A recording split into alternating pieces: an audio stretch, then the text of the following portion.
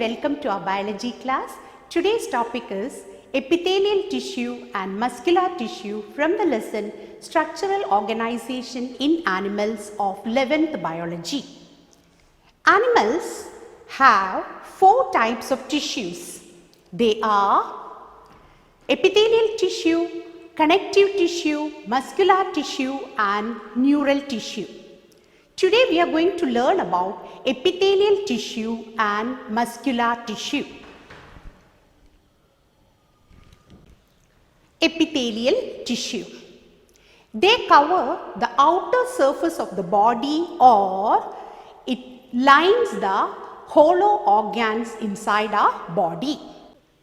Epithelial tissues are divided into 2 categories, simple epithelial tissue and compound epithelial tissue.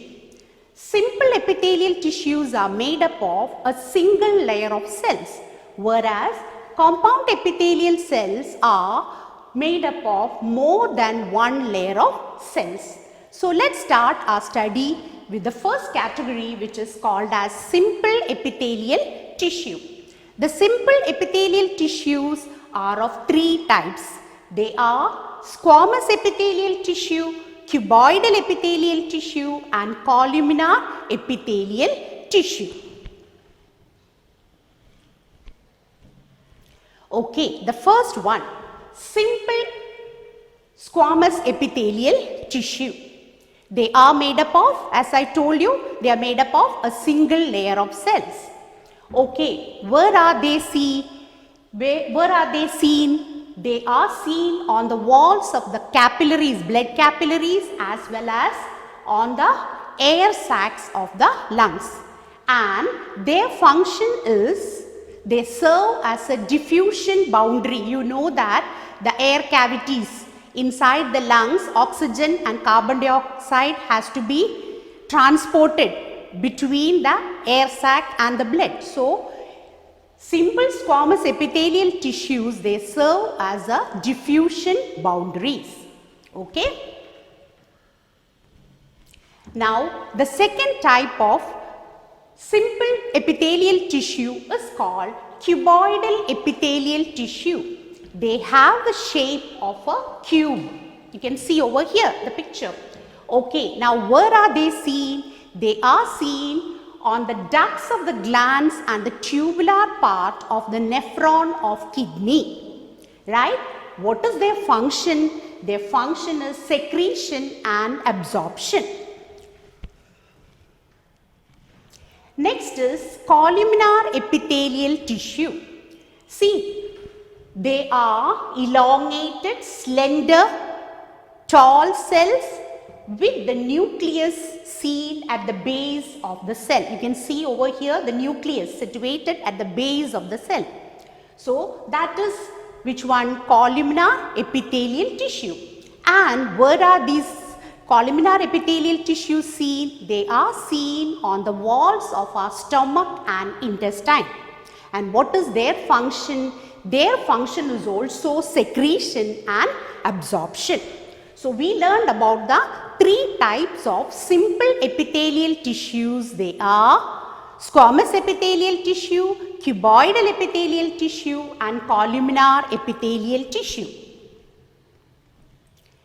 Now, some of the cuboidal epithelial tissues and some of the columnar epithelial tissues have cilia. You can see over here. This is the picture of ciliated cuboidal epithelial tissue and this is ciliated columnar epithelial tissue. So, they have cilia. So, they are called ciliated columnar or cuboidal epithelial tissue. And where are they seen? They are seen on the inner surface of the bronchioles. You know where are the bronchioles? As well as on the fallopian tube. So, what is their function? See, as far as bronchioles are concerned, what help the ciliated cuboidal or columnar epithelial tissues does, you know? They help in the movement of mucus, and when they are situated on the fallopian tube, they help in the movement of the ovum inside the fallopian tube. Now, some of the epithelial tissues are specialized for secretion purpose. They are called glandular epithelial tissues. There are two categories of glandular epithelial tissues. They are unicellular and multicellular. You can see over here in this picture. This is an example for a unicellular glandular tissue. And where are they seen? On the goblet cells of the intestine. Multicellular glandular tissues, example is salivary gland.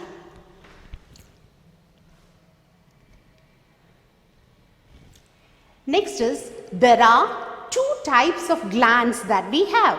They are exocrine glands and endocrine glands. Right? Now let's see what are the differences between exocrine glands and endocrine glands. Exocrine gland secretions are called enzymes, whereas endocrine gland secretions are called hormones.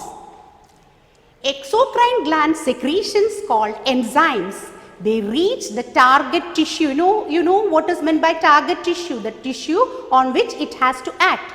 So, exocrine gland secretions called enzymes, they reach the target tissue through duct. So, these are glands with duct, whereas endocrine glands, they don't have any duct. So, their secretions called hormones reach the target tissue through the blood. Now, examples for exocrine glands are salivary gland, pancreas, etc. Whereas example for endocrine gland, pituitary gland, thymus gland, etc.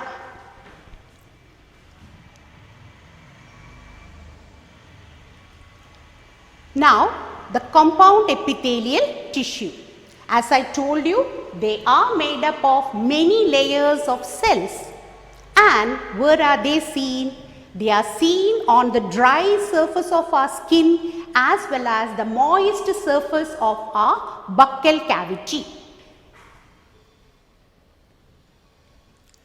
Now, where the epithelial tissues are there, the cells, there is a junction between the cell, and there are three types of cell junctions that we have. They are tight junction, you can see over here the picture of tight junction. Then second one is called adhering junction, and the third one is called gap junction. Let's see what is the duty of these three types of junctions. The first one, tight junction. It stops the leakage of substance across the cell. It's tight, isn't it? So, it stops the leakage of substance across the cell. Second is adhering junction. Adhering junction does the work of cementing together or joining the cells in the tissue. You can see over here the picture of adhering junction. And the third one is called gap junction. What is the function of gap junction? It facilitates the transport of substances across the tissue. Understood? So, these are the three types of cell junctions that we have. Next, about the muscular tissue. In our body, there are three types of muscular tissues based on their structure, their position, etc. and their functions also. So, let's see what are the three types of muscular tissues that we have. The first one is called skeletal muscle. The second one is called cardiac muscle, and the third one is called smooth muscle. So, let's find out where they are placed, what is their speciality, what is their function, etc. So, let's start with the first, where are they seen? Skeletal muscles, you can see over here in this picture, they are attached to the bones. Wherever we have bones, you know that muscles are attached. So, those muscles are called skeletal muscles. Second one, cardiac muscles. The heart is made up of cardiac muscles. The third one is called smooth muscles. Where are they found? they are found on the walls of the stomach and intestine. That is it about their position or location. Then about their special characters. Skeletal muscles, you can see over here, they have striations. So they are called striated muscles.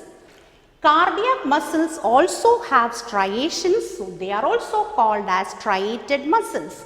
Okay, the third category, smooth muscles, they don't have any striations, so they are called non-striated muscles. The third character. Skeletal muscles, they work according to the will of the person.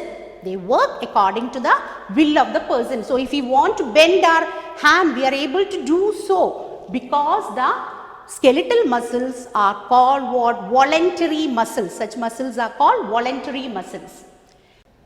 Cardiac muscles are involuntary muscles. They do not work according to the will of the person. So they are called involuntary muscles. Smooth muscles. Smooth muscles also are involuntary. They do not work according to the will of the person. So that is about smooth muscles. Now let's see the shape of those muscles. Okay. So the first one, skeletal muscles. Skeletal muscles are cylindrical in shape, whereas cardiac muscles are also cylindrical, but they are branched. You can see over here the branches. The smooth muscles are spindle shaped. You can see the shape of it, isn't it? They are spindle shaped.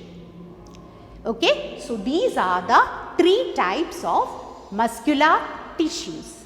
That's all for today's class. Thank you.